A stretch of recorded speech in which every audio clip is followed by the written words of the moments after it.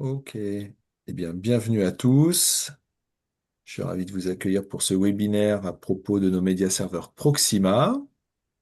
Je suis Thierry Roger, je suis le dirigeant de Wave System et en charge du développement commercial.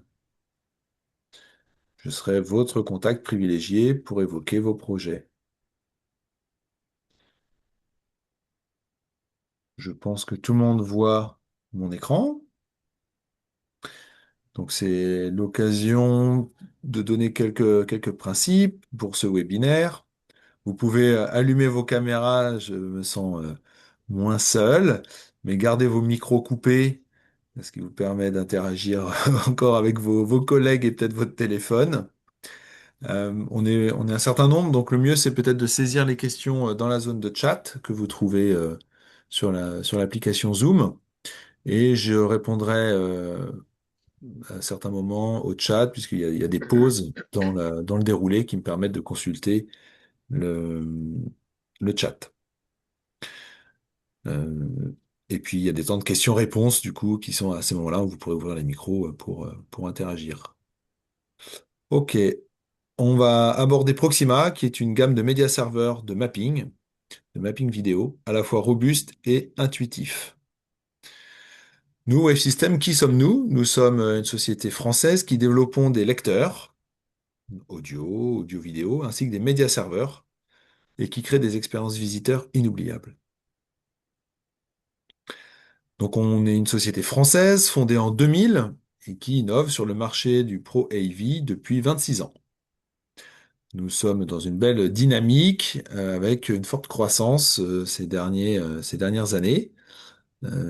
Et nous avons des projets de par le monde, plus de 40 pays couverts par un réseau mondial d'intégrateurs et distributeurs. Depuis toutes ces années, on a énormément d'applications sur le terrain, plus de 10 000 clients satisfaits par nos produits, nos services. On est réputé pour la qualité de nos productions dans des applications exigeantes qui sont en musée, en parc à thème ou dans les différents points de vente. On est attaché à avoir des produits qui soient ergonomiques, une technologie de pointe qui est cachée, masquée par un design ergonomique. On cherche à avoir des produits dont la formation est rapide et une intégration fulgurante, en tout cas qui vous fait gagner du temps. Euh, la mise à jour de nos systèmes se fait en full web, ce qui permet de faire des actions immédiates dans les changements de médias et dans les changements de scénario. Plongeons maintenant dans les capacités du Proxima. Voici la gamme de médias serveurs. Donc on a un petit format et puis deux produits raqués 4U. Et ces produits embarquent dans leur page web un logiciel de composition de mapping. Alors, que retrouve-t-on dans ce logiciel? On retrouve des capacités de soft edge, ainsi que des capacités de déformation des sorties vidéo, que ce soit par courbe de Bézier pour euh, couvrir des écrans courbes ou des grilles ou par grille de warping.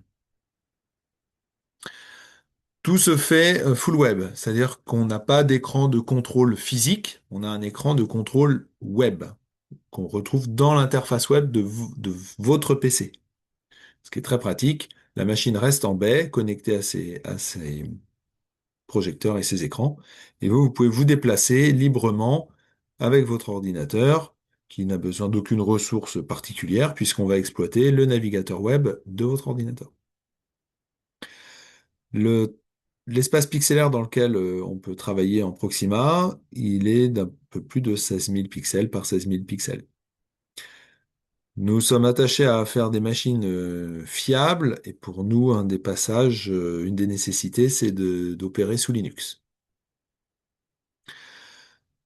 Quand on regarde un peu dans le détail les trois machines, on a une première machine qui va être un deux flux mappés. On voit qu'il peut absorber jusqu'à 2 HD, 2 fois HD ou 2 fois WXGA. Il est très compact, donc au plus près des projecteurs. On a ensuite un 4 x 4K, le Proxima 4040 4 x 4K et le Proxima 4060 6 x 4K. Alors en vidéo, on va pouvoir manipuler plein de médias. On va pouvoir gérer des transitions entre ces médias. Et ces médias, d'ailleurs, ils vont remplir des séquences. Donc, au sein d'une séquence, au sein d'une scène, on peut incorporer plusieurs médias. Et quand on change de séquence, eh bien, on va pouvoir gérer les transitions.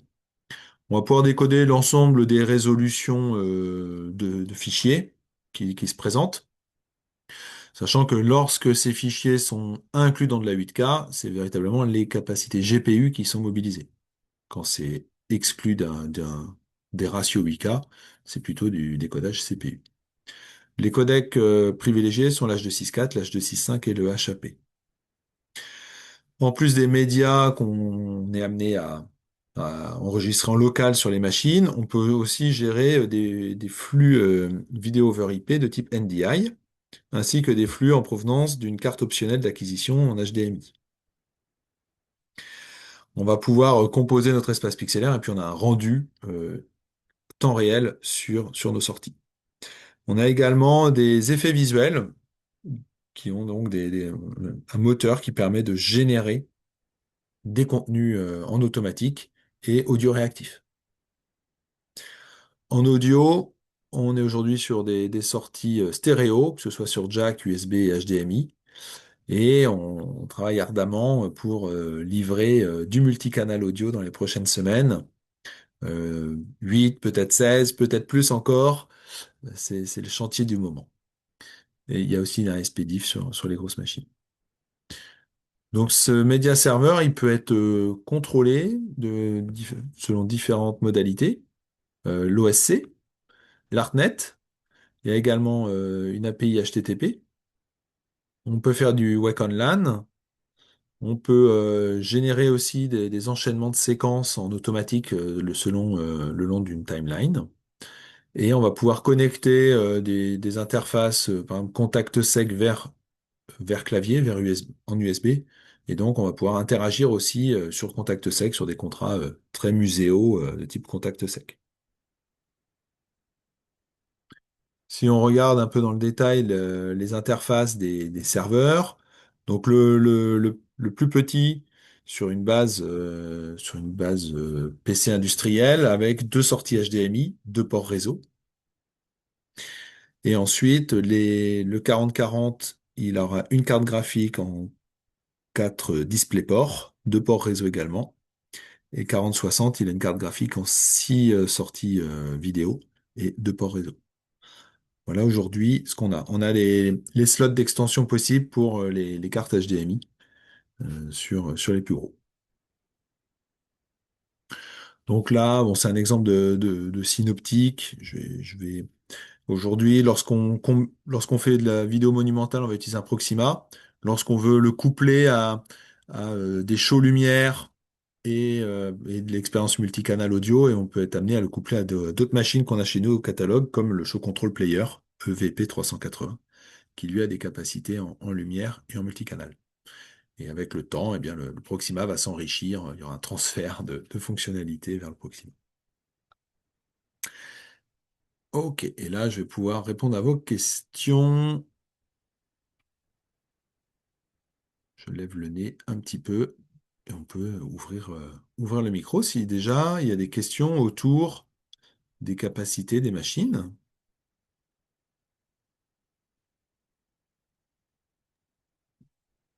J'avais une question, Thierry. Est-ce que ça accepte aussi des contrôleurs MIDI en plus de l'OC? Ça sera l'OSC chez nous. Le MIDI ne sera pas supporté. Ok.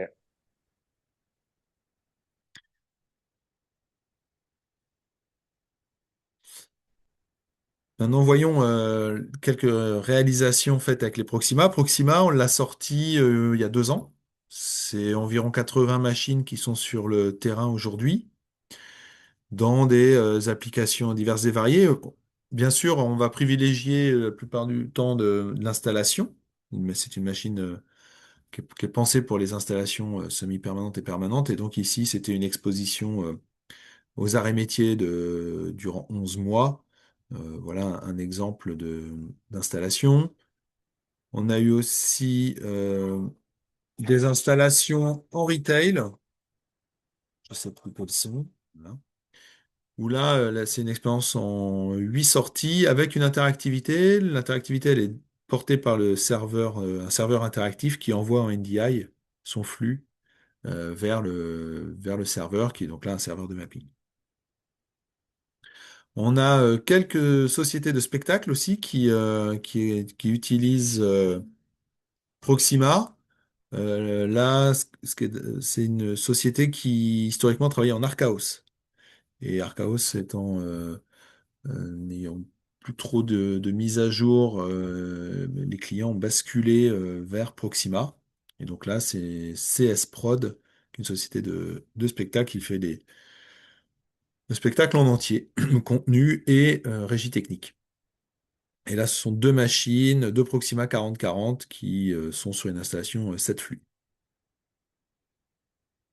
Voilà, ça c'était à Carnac. Et il tourne. Ok. Plus récemment, à Noël, on a équipé une installation permanente à Orsay, où s'est joué alors un spectacle éphémère, mais l'installation, elle est permanente pour d'autres événements ultérieurs. Et là, c'est Petit Fantôme qui tourne sur la façade opposée à la mairie, sur la place de la mairie. Je crois que c'est un ancien hôpital. Ok.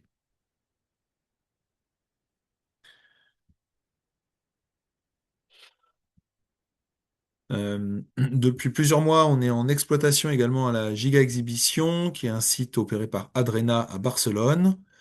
Et ici, on a une salle en 4x4K et on a un cylindre en 8x4K, avec deux machines qui sont synchronisées. Voilà, ça doit être par ici. Qui sont synchronisées. Dans l'installation, là, c'est synchro extérieur qui a été choisi là pour cette installation. Voilà, on a d'autres applications pour des troupes de théâtre. On a enfin, confirmé la semaine dernière une installation 6 flux dans une bibliothèque en Suisse. On a un Allemand qui fait des spectacles d'orgue avec les Proxima. D'autres expositions au musée, évidemment. Et puis, bah, voilà, plein de projets pour 2026. Maintenant, voyons un petit peu. Alors, j'ai peut-être d'autres questions. Oups, c'était la pause. Non, il n'y a pas de questions. Donc, maintenant, on va explorer le logiciel ensemble. Donc, je suis connecté à distance avec mon PC sur un serveur. Et je suis même pas sur le même réseau, parce que là, j'ai un VPN entre les deux. Je suis à quelques kilomètres du serveur qui est connecté à deux vidéoprojecteurs.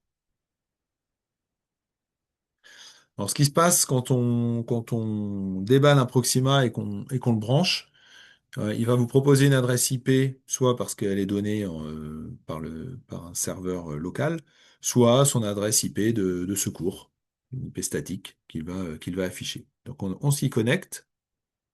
C'est ce que je vais faire là. Voilà. Et par l'adresse IP, j'accède à un menu full web. Donc, il n'y a pas d'accès à des bureaux, des icônes, des fichiers critiques. On a vraiment sécurisé le parcours utilisateur pour qu'en aucun cas, un exploitant vienne corrompre la machine. Donc, dans le premier menu, on voit que le composeur, il a trois états. Un mode lecture pour l'exploitation, un mode écriture et un mode maintenance. Le mode maintenance étant un mode où le composeur est éteint. D'ailleurs, je vais l'éteindre.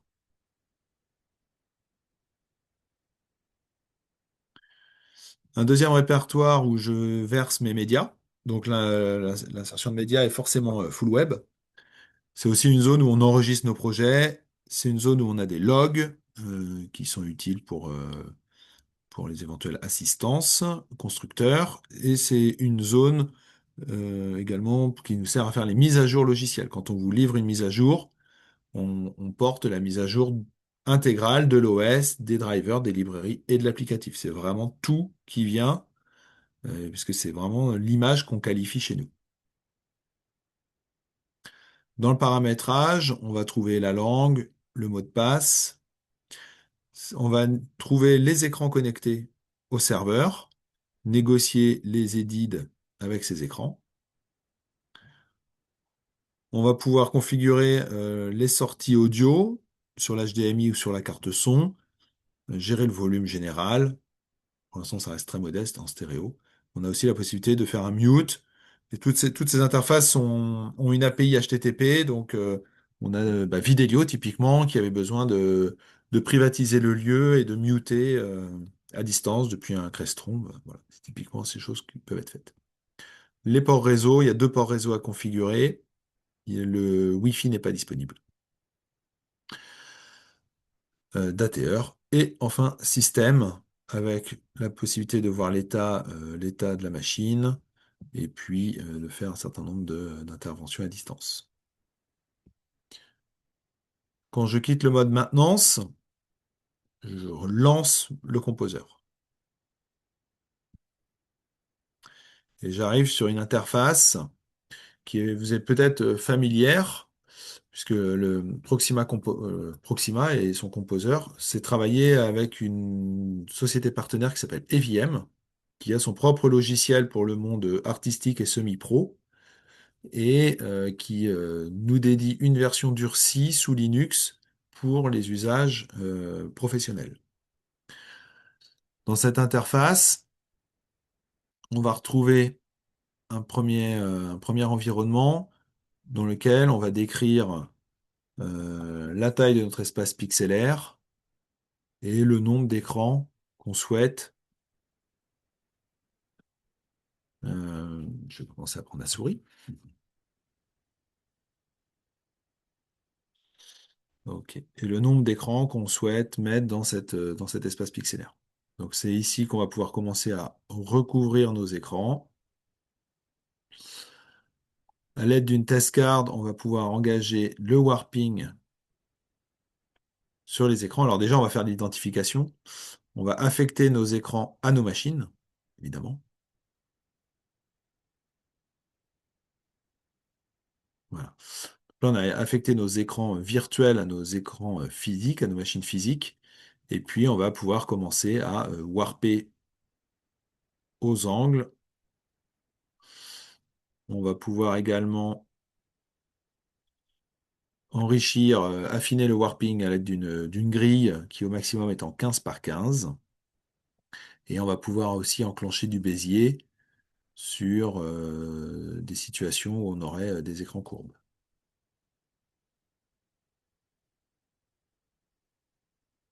Voilà, là, on voit apparaître le Bézier ici. Voilà, on le voit là. On a aussi la possibilité de gérer dans cette interface la rotation des écrans et le soft edge. Donc, on va pouvoir faire du soft edge automatique, puis ensuite ajuster, par exemple, le gamma ou le gradient à l'aide de ces paramètres. On peut également faire du soft edge libre si je considère que l'écran 1 recouvre l'écran 4. Eh bien, il faut que je sois en capacité à gauche de faire aussi un soft edge.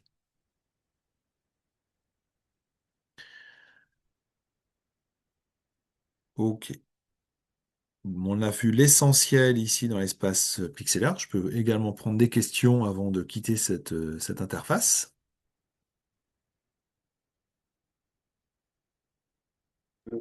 Comment vous avez entre l'écran 1 à gauche et l'écran 4 à droite, comment vous avez fait le lien? En fait, on fera le lien physiquement avec nos yeux, parce que Oui, logiciellement, ça se fait, c'est une interaction, c'est une logique, c'est manuellement que je vais créer ce soft edge. Je fais de l'auto soft edge quand j'ai une couverture des écrans qui est représentée ici dans mon interface. 3 et 4 se recouvrent et donc je fais un calcul automatique de soft edge. Quand je suis par contre en champ libre, c'est-à-dire que 4 n'est pas superposé à 1 dans mon logiciel, j'ai néanmoins la possibilité de créer un soft edge manuellement que d'accord, je vais ajuster visuellement dans la salle. d'accord. Donc ici, il est dit soft edge libre, il est à construire à la main. D'accord. Une fois que j'ai créé mon espace pixelaire, eh bien, je vais le plus souvent être amené à positionner des éléments géométriques pour euh, dessiner un contour, par exemple, le contour de ma zone de projection. Et donc là, dans le composeur, on a des outils très puissants de dessin, ce qu'on appelle, donc voilà, ces géométries s'appellent des faces. Et ces faces, on va pouvoir les éditer assez finement pour créer différentes formes.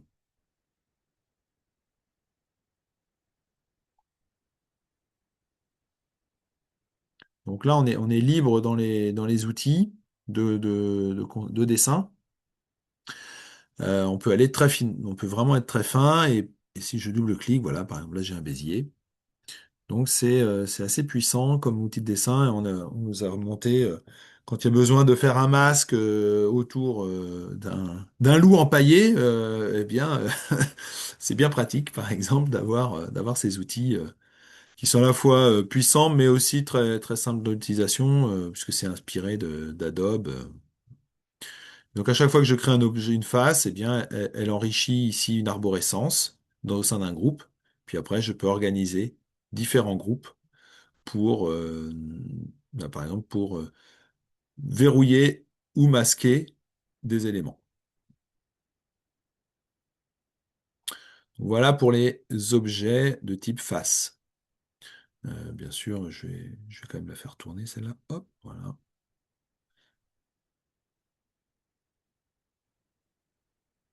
Voilà.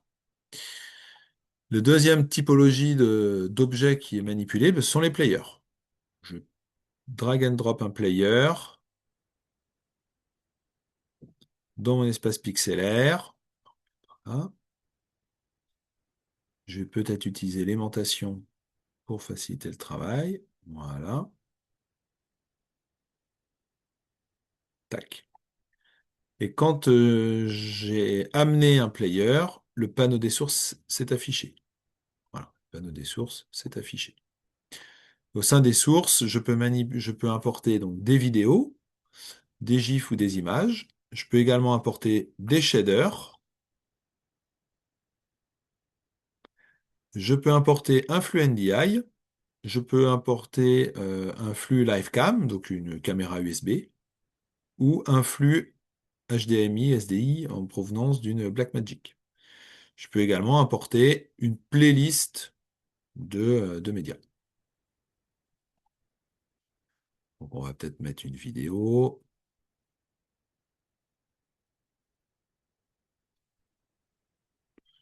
Et je vais demander à ce que cette vidéo soit affectée au player. Elle est pas très belle celle-là, on va essayer d'en trouver une autre. Hmm,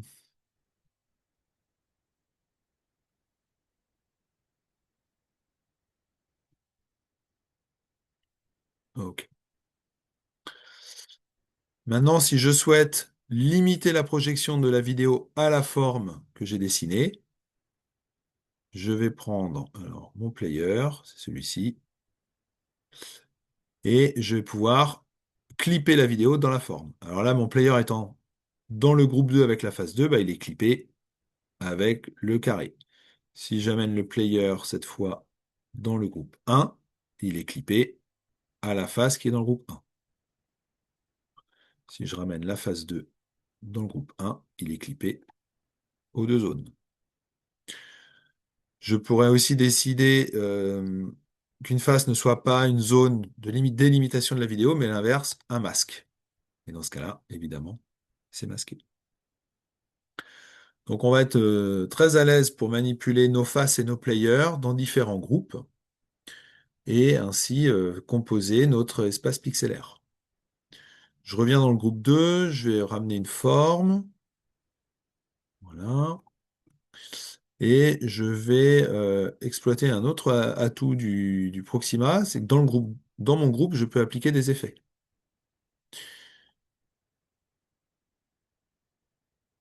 Hop, voilà, je les active et j'obtiens des effets.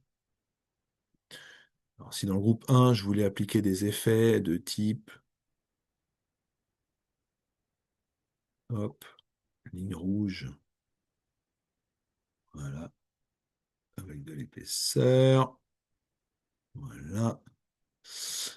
Alors, tac, tac, tac. Donc, on va le voir ici. Donc là, j'ai mes effets. Groupe 1. Voilà. Là, en remontant la face 1 dans le haut de mon arborescence, eh bien, j'ai créé un effet sur la face qui vient en superposition de la vidéo. Donc voilà l'ensemble donc, enfin, il y a une très grosse librairie d'effets, très puissante, qui permet d'animer en plus votre composition. Là, actuellement, on bosse sur un projet de yoga immersif. Et donc, il y a une composition vidéo et elle sera aussi enrichie d'effets audio réactifs, puisque l'ensemble de cette librairie d'effets peut être asservi à un module audio d'analyse. Ici, si j'enclenche l'analyse audio depuis un microphone ou depuis les médias internes, je peux asservir une couleur, par exemple, au niveau de basse. Alors, j'ai pas de basse, mais c'est pour donner un exemple. Ok. Voilà pour les effets. Maintenant, si je reviens un peu plus dans mon empilage de faces et de players, eh bien, les faces, elles ont des paramètres. Par exemple, ici, il y a une paramètre de centre. Et effectivement, l'effet génératif, il s'appuie dessus, donc on en a besoin. Euh, on peut également le positionner précisément. Quant au player, ben, un peu la même chose. Vous avez des médias qui sont ni en 1 pour 1, ni en 4 tiers, ni en 16 neuvième, donc on va pouvoir ajuster au pixel près la dimension du player, ainsi que sa position. On va pouvoir appliquer des shaders aux médias, tels des filtres. On va pouvoir affecter qu'une portion de média à un player. Ça, c'est possible également. Ça, c'est très utile lorsque vous faites du mapping architectural. Vous avez besoin. L'agence a créé un seul contenu, mais vous avez besoin de redécouper ce contenu devant chaque arche, devant chaque portion de la façade. Ce qui va vous permettre, une fois cela fait, également de warper le média.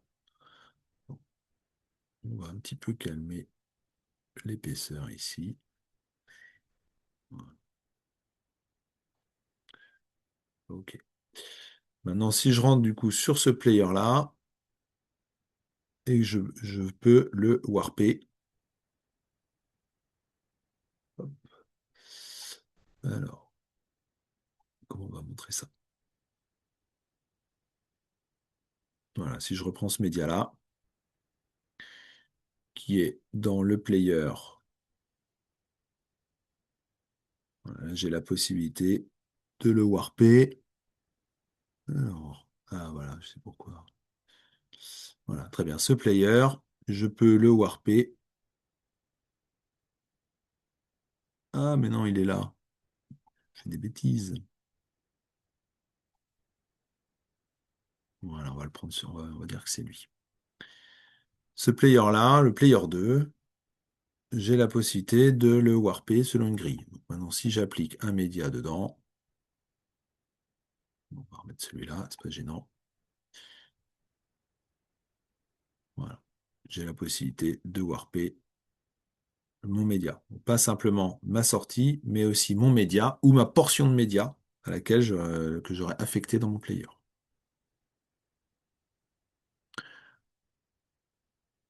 Ok, un player a d'autres propriétés.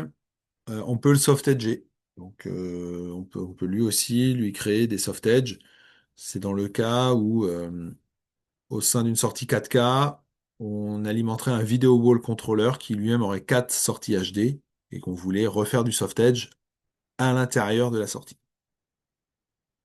toutes les opérations qu'on a conduites ici, on nourrit une séquence. Voilà, ça c'est une séquence. Euh, on pourrait appeler ça aussi une scène. Bon. Donc on peut créer une nouvelle séquence. Quand on crée une nouvelle séquence, on hérite des éléments géométriques, mais on n'hérite pas des liens vers les médias. Mais on peut aussi faire un CTRL-C, CTRL-V, et dans ce cas-là, on hérite de tout. Quand on hérite que des géométries, eh bien c'est très facile d'affecter de nouveaux médias à notre composition. Et donc j'ai un média, un deuxième média. Ces séquences, elles ont des paramètres, en particulier celui qui nous intéresse, alors on peut les renommer. Ce qui nous intéresse ici, c'est plutôt les transitions. Je peux sélectionner une transition parmi de nombreuses, donc ça s'apparente un petit peu à ce qu'on aurait dans un PowerPoint. Et donc quand je rentre cette fois dans ma séquence, j'ai bien ma transition. Donc c'est facile de bâtir finalement ces séquences. Ces séquences peuvent être aussi animées, complétées d'un fichier audio. Elles peuvent également avoir des shaders, c'est-à-dire des filtres, des effets. Ces séquences, une fois qu'elles sont constituées, comme c'est le cas ici, je peux les glisser sur une timeline. La timeline, c'est un éditeur d'événements. Quand la tête de lecture arrive sur l'événement, eh bien, on déclenche la séquence. Quand la tête de lecture navigue entre deux événements, il se passe rien. Vous voyez, c'est pas une timeline de montage vidéo. Je suis pas en train de remonter la vidéo là. Par contre, quand ma tête de lecture arrive sur un deuxième événement, eh bien, je vais avoir la transition. Cette timeline, elle permet d'accueillir aussi un média audio.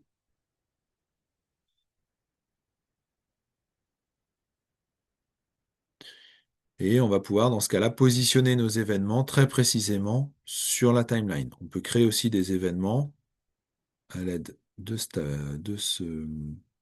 si j'amène la tête de lecture ici, je crée un élément jump to start, je crée une boucle. Voilà. Quand j'arrive ici, je joue l'audio, je joue mes événements, et à la fin, je boucle sur lui-même. On peut zoomer et positionner très précisément les choses pour que ça corresponde à la fin du fichier. Et paf, ça reboucle. Voilà pour la timeline. On a un bloc d'analyse, c'est ce que j'expliquais un petit peu. Donc maintenant que j'ai mis de l'audio, si je demande euh, normalement, alors là je peux choisir d'être sensible à l'audio généré qui sort du Proxima ou l'audio qui arrive d'un micro. Ok, maintenant il nous reste à contrôler les séquences d'une façon en- extérieure au Proxima. Il me reste ce menu-là à faire. Et donc là, on peut, euh, on peut contrôler le Proxima depuis un clavier, depuis les trames OSC ou ArtNet. Si je prends le clavier, c'est plus simple. Je rentre dans un learning mode et j'appelle la séquence, je clique la séquence 1, je lui affecte la lettre A. La séquence shader, je lui affecte la lettre Z. Et ainsi, j'ai bien donné un asservissement à des entrées clavier. Je peux également le faire en OSC et en DMX. Si je vais sur l'OSC et que je regarde un petit peu ce qui asservit, ce qu'on peut asservir, c'est important. Alors les opacités, c'est un classique. Ça peut être un point important.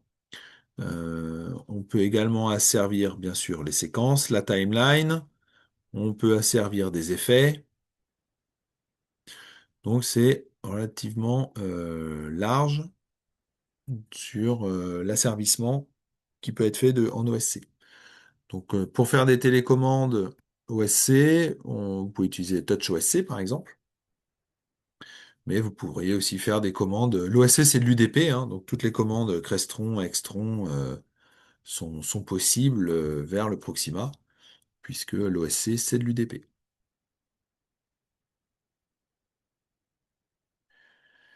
Voilà un rapide aperçu de l'interface. J'ai donné les éléments essentiels et je suis ouvert aux questions. Je vous invite à ouvrir le micro pour échanger sur l'outil. Est-ce que c'est possible d'avoir des triggers extérieurs, pas extérieurs, mais automatisés, internes justement, pour éviter d'avoir un player ou un TouchOS qui a un trigger, avoir une automatisation des triggers. Ouais, alors alors la timeline, c'est une modalité. On automatise du trigger selon l'avancement dans la timeline. Après, tu penserais à quel autre Par déclenchement? exemple, tout simplement, par exemple, si on est en standalone et qu'on veut que toutes les heures, il y ait une loupe de la séquence de 5 minutes qui se déclenche toutes les heures. Ouais. Bah, du coup, j'ai besoin d'avoir un trigger toutes les heures. Soit, bien sûr, je peux Ouais. le faire avec un player externe et avoir de l'OSC. Et du coup, Mhm. je pose ces questions-là. Pareil Ok. pour de l'allumage et de l'extraction Ouais. Ok. automatisée. Donc sur la partie, on va dire, automatisation, on a quelques automatisations. En particulier, on a la possibilité de relancer les projets selon un cadencement. Donc là, voilà, ça peut être, par exemple, si là, c'est des relancements à la journée. Donc ça, c'est possible de relancer à la journée. Mais sinon, si on veut lancer, si on n'a pas de calendrier aujourd'hui au sein de Proxima, donc nous, on va plutôt recommander de prendre un player, un show control player à côté, qui lui a le calendrier, qui lui a des modalités de scénaristiques, des scénarios qui peuvent être enclenchés. Donc, mais ça va être plutôt par un module tiers. Le calendrier, c'est un bon exemple. Ouais.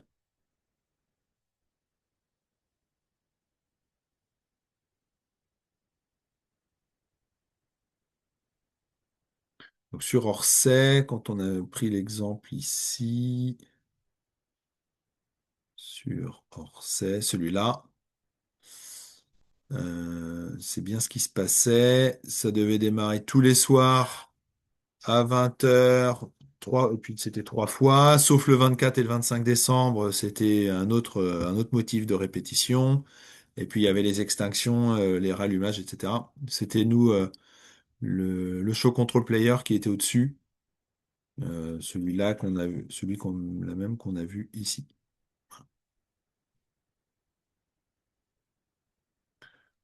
Voilà. C'était Oui. par l'Event Video Player qu'on pouvait piloter en automatique l'installation. Et l'autre Thierry, question concernant Orsay, justement. J'ai regardé sur YouTube. Est-ce qu'il y a une vidéo qui montre ce qui s'est fait à Orsay? Moi, ce qui m'intéresse, c'est le fait que ça soit une installation fixe, en fait, liée à une mairie. Ça m'intéresse. Ouais, je crois d'ailleurs que c'était un digital projection Quelle bonne nouvelle, quelle bonne connecté. nouvelle. Donc là, on est en train de faire justement un use case qui sera publié sur le site web très prochainement, parce qu'on était en discussion avec la Réal. Mais c'est bien un setup comme celui-ci qui s'affiche. Donc il y avait un EVP 380, c'était un petit Proxima 4020. Oui. Et C'est la config qui m'intéresse à faire la promotion. Enfin, je suis en hmm, Norvège, là, et c'est des pays où il devrait y avoir du potentiel pour des installations fixes comme ça, pour ouais, des petites euh, missions. je, ce que je ferai, c'est le synoptique hein, qui t'intéresse? Le synoptique et des références concrètes comme un case study, en fait. Ouais, d'accord. Voilà, c'est précisément ce qu'on est en train de faire, donc je manquerai pas de te le Ouais, communiquer, de le repartager avec toi sur Petit Fantôme. Là, on est justement en train de. Là, on a récupéré une vidéo qui est sur le site, hein. C'est une capture sur site. Et on a les synoptiques, donc voilà, je t'enverrai au plus vite cet exemple. avec plaisir. Parce que je pense que c'est ça l'avenir, en tout cas dans les pays scandinaves, c'est transformer l'événementiel en installation fixe. Ok. Euh, merci. Tourner sur l'interface.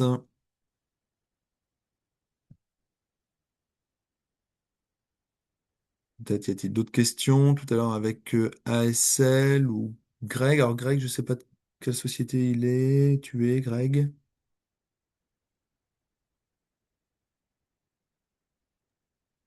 Allô, allô? Est-ce qu'il y avait d'autres questions? Pour ma part, non, pas plus que ça. Bah, après, moi, tu as cité tout à l'heure CS Prod, donc moi, Alors, je ah, bosse. pardon, moi j'avais cliqué sur un mauvais bouton. ASL, oui, je t'entends. Je disais, oui, tout à l'heure, tu as cité le projet des menhirs à Carnac, là. Donc, moi, je travaille avec Christian Salès, justement, avec CS Mm, Prod. Donc, je sais que voilà, il est passé il n'y a pas si longtemps que ça sur les serveurs Proxima. Il en est très mm. content, effectivement. Ouais, il Donc, en a quatre, je crois. ouais, tout à fait, c'est ça. Ouais. Donc, Euh, voilà, moi je les découvre progressivement et bon, ça marche plutôt très très bien, ouais, tout à fait. ouais. Il y avait des projets peut-être, non, chez ASL, des Oui, usages bah, ou des des projets, questions? oui, puisque bon, nous, on en a plusieurs serveurs, mais c'est vrai qu'on cherche des serveurs ben, ouais, assez simplifiés, on va dire, et qui sont aussi très fiables et qui puissent, pour des installations un peu fixes aussi, sur des collectivités si calquées assez facilement. Donc, c'est pareil pour la partie synoptique et tout. Ouais, je suis assez preneur, mais c'est surtout Ouais. aussi pour pour la création des médias, en fait, où, là, je suis un peu plus à la recherche. Ok, création des médias. Mm. Alors, il y a des créateurs de médias dans l'audience. Donc, qu'ils se manifestent. Je vais quand même juste refaire un passage sur comment on importe un média, parce que ça a pu être un peu rapide. Quand je vais sur le panneau des contenus ici, j'accède à une zone du disque hein, de ma machine.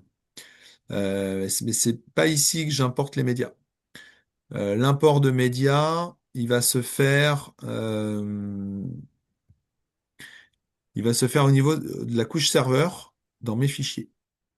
C'est-à-dire on peut donner, on a un accès multi-utilisateur ici à la zone de dépôt. Et une agence de contenu peut venir déposer son média ici sans avoir à rentrer dans le cœur du système. Donc on a un sas de dépôt qui est web et qui est décorrélé de la zone de travail. Euh, on pourrait même aller un peu au-delà. Si on sait par exemple que le média, ma composition pointe vers le fichier, vers voilà, ça, WS Museo 250129.mp4, et que quelqu'un amène un nouveau média avec le même titre, le nouveau média va être pris en charge. Voilà, donc c'est une modalité de changement de média à distance, sans avoir à ouvrir, sans avoir à rentrer dans le cœur du mapping. C'est une requête que j'ai souvent. Donc il y a déjà une possibilité en disant voilà, voici la zone de dépôt, elle est full web. Si vous avez la rigueur bah, de tenir la résolution, le codec, évidemment, hein, il y a un cahier des charges, hein, puisque le média derrière il est exploité pour remplir un espace pixelaire. Donc, et si le média a telle caractéristique, tel nom et que vous le mettez là, il sera pris en compte. Ça, c'est quelque chose que j'entends régulièrement du marché.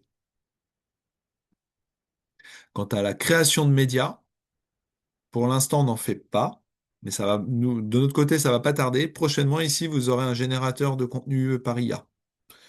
Vous pourrez prompter et obtenir des contenus auto-générés.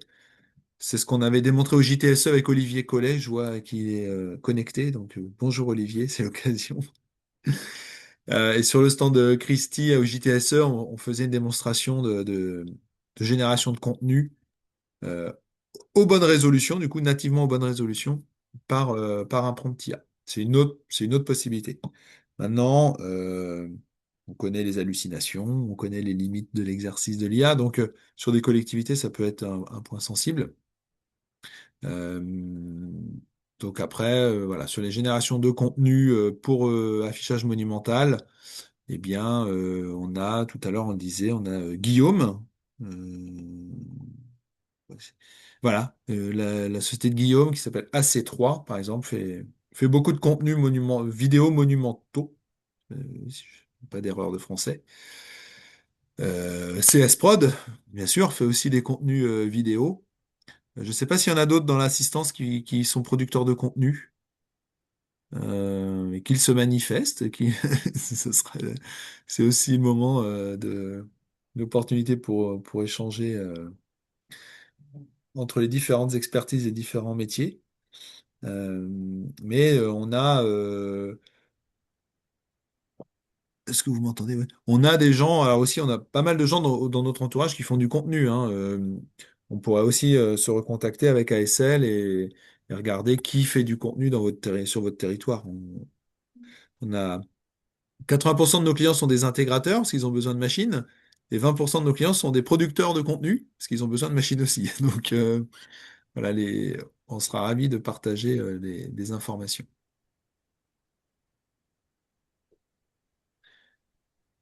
Est-ce qu'il y avait d'autres questions? Non, j'ai encore une question, ouais. J'ai une question, c'est que là, tu es sur du remote control en local, mais si tu as besoin de faire Oui. du remote control, enfin, du coup, si tu as besoin de faire du remote control sur être vraiment complètement distanciel pour de la maintenance ou ce genre d'éléments, comment tu fais? Bah là, alors là, je le fais par un VPN. Là, je suis à 15 km de mon serveur et moi, j'ai un tunnel VPN qui me permet d'accéder au Proxima. Euh, Ce tunnel VPN, il est pas dans le Proxima, il est vraiment sur une machine à côté. Donc, on va dire qu'on aura une installation avec comme c'est souvent le cas en muséo, un PC au sein du réseau qui héberge un TeamViewer ou un tunnel pour accéder. Voilà comment on le ferait et comment on le fait, parce que si on cite CS Prod, ils ont 20 spectacles qui tournent chaque soir et c'est bien comme ça qu'ils font. Tout à fait. Et on met des caméras et on les a en visuel direct et on peut effectivement intervenir à tout moment. Ouais.